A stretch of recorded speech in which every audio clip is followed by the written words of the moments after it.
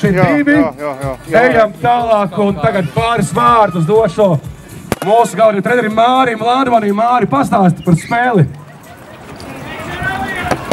Dzird, ja? Kā Aplī teicu, no šodienas spēles vislielākais prieks ir par 600 eiro bērnu slimnīcai. Tā kā paldies komandai, paldies līdzjutējiem par to. Tajā pašā brīdī gribējās, protams, vairāk.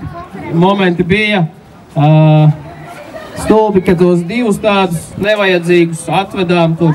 Bet nekas tāds ir futbols. Uzvar 6-2, pirmajā Aplī vēl atlikuši 2 spēles.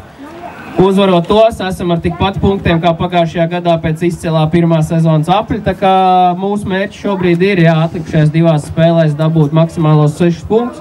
Tad ar 20 esam turpat, kur pagājušo gadu un gatavojamies Daugavpilī. Tas tā īsumā. Latvijas kausā mums ielozēja pretī Eirokaus komandu BFC Daugavpils. Tavs vērtējums par izlozi? Ja skatāmies no virslīgas tabulas komandām, ko varējām dabūt pretīm, tad viena no pateicīgākajām komandām, bet gribējās no virslīgas kaut ko bišķiņu skaļāku, kam vairāk fani būtu un tā, jo es pārēdzu, ka no Daugavpils diez vai kāds baigi atbrauks tā kā pagājušo gadu no Grobiņas bija vesels sektors pilns, kas uztaisīja tāds foršs futbols svētkus, bet gaidām Daugavpils līdzjutējus, cik zinām, ka viņi tagad transferu logā ir nedaudz aptīrīti no Latvijas bagātajiem klubiem, tā kā būs interesanti, viņiem tā spēle pret mums ir starp Eirokaus abām spēlēm, tā kā es domāju, ka ir mūsu rokās arī viņus pārspēt un pārsteigt tajā spēlē. Bija tāda interesanta epizode, kurā Rudolfs Muižnieks tika nomainīts, bet netika nomainīts. Kas tad notika? Rudolfam es vispār viņu saucu par kārtējo izcelšanos dzeltenās kartītes jautājumā. Tāpēc es uz viņu kliedzu. Nezinu, kāpēc viņš izdomāja, ka viņš tiek nomainīts. Es būtu tiesnesis, es viņam tajā momentā pa patvaļīgu laukumu pamešanu iedot otru dzeltenu un atstāt mūs mazākumā. Tā kā es iešu vēl ar viņu parunāšu par šo te visu pasākumu. Tiesnesi? Atvēries pie transferu lokas, mums ir 3 jaunpienācēji. Pastāsti pa katru nedaudz tā kā. Es domāju, tie, kas ir sekojuši Līvona Saldus komandai iepriekš, kas ir sekojuši FKPPK laikos, par tiem spēlētājiem ļoti labi zina.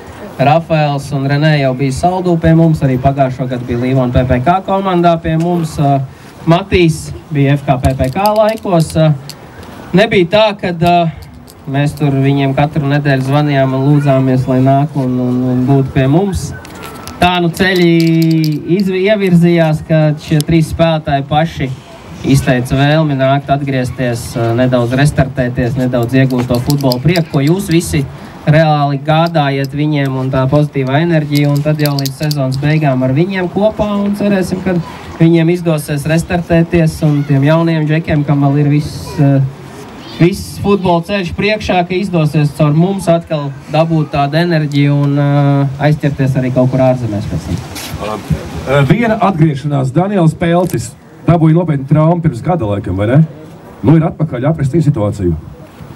Pelcis, jau kādu mēnesi regulārā treniņu, teiksim tā, apmeklējumā un darbošanās. Nāk uz treniņiem cītīgi strādā, es viņu gribēju jau Salaspilī izlaist, bet tur tas spēles ritējums nebija tāds, kur viņi iemest uzreiz tādā gaļas mašīnā, kur mums jāatzinās pakaļ rezultātā. Šodien bija pateicīgāk, gribējās arī Eģim iedot. Debiju šogad, bet tur ar tām kartītēm vadīm es noņēmu daļu dzeltenās, pirmajā Kristo es noņēmu daļu dzeltenās, lai būtu piesardzība, lai nav tā, ka kādā muļķīgā epizodē sanāk otro nopelnīt un tad jāizlaiž nākamā spēle. Tā kā prieks par Pelci, ka viņš ir atpakaļ ar mums, nav nolaidis rokas pēc tādas smagas traumas un turpinam darboties pa lielam šobrīd. Kas mums 4 ir turismā aizbraukuši, 1 aizbraucis ārzemēs Peļņā. Bet sastāvs tāpat dziļums ir un žēl, ka nevarēja izlaist vēl tos pārējos džekus, kas šodien nebija pieteikumā vai bija prezidents pelnu ģimenei iztiku un brauc savā darbiņā ārzemēs turnīrā vai nometnē, kur viņš tur. Nē, viņš veseli par sievietēm ir Viļņā. RFS Nobēna Baltijas līgas spēle. Māri, es pats nebiju Salaspilī, kausa spēle, dramatisks kosmisks mačs, Kas pēc spēles darījās ģērbtuvēs? Bija karsts. Pēc spēles jau, protams, tāds viegli nopūt par to, kad ir izdarīts. teiksim tā, neizdarāmais, jā, paši sevi ievedām. Tur jau bija tā, ka tajā spēlē es sāku ar tādu schematisko izvietojumu, ko mēs nebijām šogad spēlējuši. Gribēju notestēt, gatavojoties jau šai spēlē, un tad pēc tiem 3 ātriem vārtiem sapratu, ka ar tādu schēmu mēs spēlēt nevaram. Tad nācās pārkārtot, un beigās tas, kas atnesa uzvaru Salaspilī ar tādu schēmu, mēs šodien iesākām, un tas arī diezgan jaudīgi aizgāja sākumā. Tā kā cerams, ka uz kaut kādu brīdi esam atraduši to taktisko zīmējumu, ko spēlētāji spēja izpildīt, un tie vārti nāk viens pēc otra. Tā kā tas ir prieks par. Nu, jā, labi, paldies, mazgājies, labā Rudolf Mužnieku, jā. Tad jums teikt, ka mēs jau pēc nedēļas mēs mājās šeit pret Olaini, un tad jau arī Latvijas kausa pret BFC Daugavpils. Jūnijā. Jūnijā? Tas ir jūlijā? Jūlijā, jā. Tā kā paldies! Čau!